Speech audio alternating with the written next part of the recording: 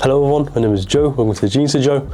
Today guys, I want to discuss something that I feel like a lot of us portrait photographers, especially myself, struggle with while doing shoots, and that is our impatience.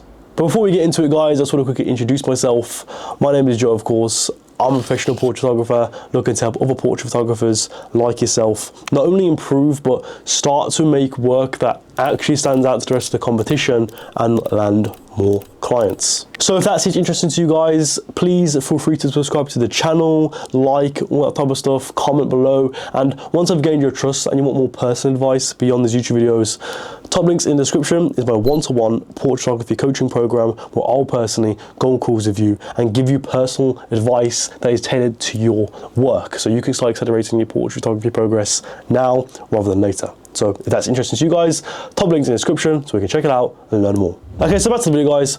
What do I mean by impatience? Well, I can tell with a lot of portrait work, especially from students on my coaching program, right? Is that they rush into a lot of their shoots and a lot of their photos, and they never take a step back and truly analyze the situation at hand. You may be asking, how can you tell they're rushing into the photos? Well, there are a lot of signs or tell signs that you can see that they're rushing into the photos, but one tell sign would be compositions. The angle may be off, right? They crop the model's body out in this weird way, or this composition's kind of awkward, or whatever type of stuff. Or if they're in a really nice location, they don't take advantage of said location in their photos. One example that I saw with one of my photography coaching program students, what are you gonna call him, right? He did this shoot with a clothing brand, and he was shooting in this huge graffiti wall location. So obviously you'd think, right, he would shoot all their photos against that graffiti wall because there's really nothing else around them that is interesting, right? But when I actually took a look at the photos, some of the photos he took against this white wall, and there was like people in the background, there's a building in the background, a street sign, and it just looked completely off and just completely ruined the mood of the photos or of the photo shoot.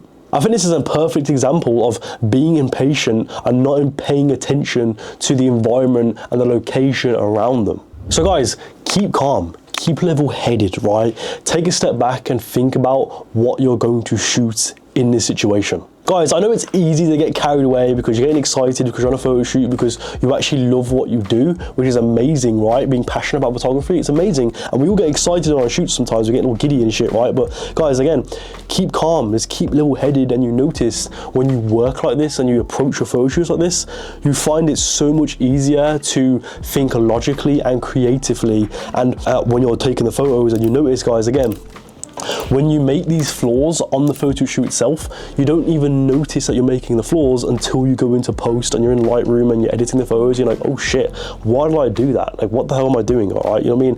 But you don't notice those things when you're editing them off a camera, right? Like, you don't, when you're like, sort of not editing them off a camera, when you see them on, when you see it on the back of the screen. Like, have you ever done a shoot where like on the day you think, oh my god, these photos turned out sick, right? They're amazing, and you go home and you're editing them and you're like, oh yeah, there's a lot of photos on here that don't have the most ideal compositions, lighting, the pose may be a bit off, it looks like the angles off and for that, you know, why didn't I just like move a little bit to the left and it would have been perfect, or move or a bit higher up or a bit lower down. And when you think calm and level-headed on the shoot, you can think, okay, what is the best angle for this shoot? Like, you're just going into it, like taking photos straight away. Boom, boom, boom, boom, boom, boom. You just stay calm, keep calm again, keep calm. Like I said throughout this whole video, keep calm. What is the best angle for this shot? What is the best pose for this shot? Think about it, and you notice you will never make these mistakes ever again. This actually happened to me on a shoot about a month or so back with one of my model friends, Connor, right? I was using a beauty dish with a honeycomb grid on it, right? As a key light, which basically the beauty dish will basically make your light super precise and narrow. So obviously, whenever the model moved, I had to really pay attention on where the light is hitting. So, but the issue that I made was when I'm taking the photos on the day, I'm like, oh yeah, taking photos, blah, blah, blah, right, get all excited. But then I go into post and I realize half the shots, the light isn't even hitting the model's face. But if I played it a little bit slower, a little bit more logical, and actually looked at the photos at the back of the camera and looked at them and see if they're good, right, I would have noticed this issue and I would have been able to adjust the lighting. And one way to prevent or mitigate this issue of like being too excited on a shoot and that type of stuff, right, would not only obviously be calm and level-headed, but it's also writing physical notes. So what I like to do is I have a physical notepad. I wish I had it with me, I would show you, but I have it in another YouTube video, which I'll put up on the screen right now. I say that in the intro of the video, but I have this physical notepad and I write down a bunch of little things that I need to keep in mind when on a shoot. And it simply reminds me of the flaws that I make on the shoot, so I don't make those flaws. So at the moment in my notepad, I've written down, like obviously I don't have it with me right now, but it's like my hand is the notepad, right? So I have like adjust the lighting, use a modeling light on my strobe, adjust the exposure according to the lighting, etc. And there's a bunch of stuff on there. That's one of the things I can remember, right? So for your next photo shoot, guys, what I want you to do, get a notepad, write down all the things that you feel as if like flaws that you make on a shoot. So maybe it's like compositions, maybe it's like, oh, I don't really adjust my lighting very much, I just put it there and forget about it, right? Put that down. These little simple things, you don't think that's just so simple, just the lighting, but guys, you notice if you don't write these, if you write them down and look at it just before a shoot, it's like, you're like, oh wow, it actually reminds you, oh, I wrote in the notepad. Because when I did that for my last photo shoot, and guess what? I feel like most things I was actually really mindful of everything on the shoot. For you, it could be maybe like, remember to format the SD card beforehand, or it could be like adjusting your shutter speed, adjusting your ISO, because sometimes, again, I've had that type of stuff where it's like, I've forgotten to like change my settings in my camera, right? I'm getting like that carried away with the shoot, I almost forget these things. When you're on a photo shoot, guys, you have to think of so many things, so many factors that you have to adjust. So having these things written down knowing of what you need to adjust will make it so much easier for you, and will be super, super helpful. Anyway guys, that is it for the video. Thank you for watching. Hope you guys found this useful. Guys, comment down below if you have made any of these like dumb little mistakes that all of us make as a portrait photographer on these shoots. And yeah guys, again, I challenge you just to have a notepad right now. I would suggest physical notes and not like iPhone notes, because I don't know, something about like physical writing down, it just makes it easier to remember. It's just better in my opinion. So physically write it down. Unless your handwriting really shit.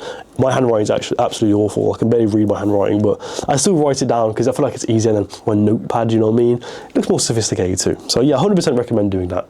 And if you want more personal advice about your portrait photography beyond these YouTube videos, guys, like I said in my intro, top links in the description is my one-to-one portrait photography coaching program, where I'll personally go on calls with you and give you personal advice that is tailored to your work and your work only. Obviously, these YouTube videos are really helpful, right, guys? But if you want advice that is tailored to your work and like just really specific like that, this coaching program is for you, because I'll look over your photos and your work. And if you're struggling with the basics of lighting, guys, and you want to learn more about lighting your models in the studio and that type of stuff, guys, also a link below is my portrait lighting video course where I'll go over the basics of lighting. So I'll go over lighting techniques, strobes versus continuous lighting, how to light with intention, and how to light while telling a story with your lighting. So not just tell you how to light, but how to tell a story in your lighting, because that's something I preach on this channel. So why would I not put that in the course? So if you want to learn all about that type of stuff, guys, links in the description below where you can check it out and learn more.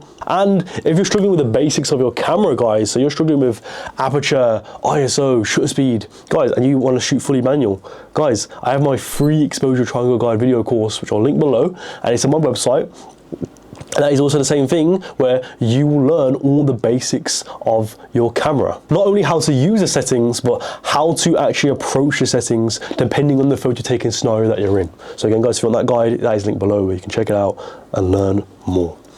Anyway guys, that is it for the video. Thank you for watching.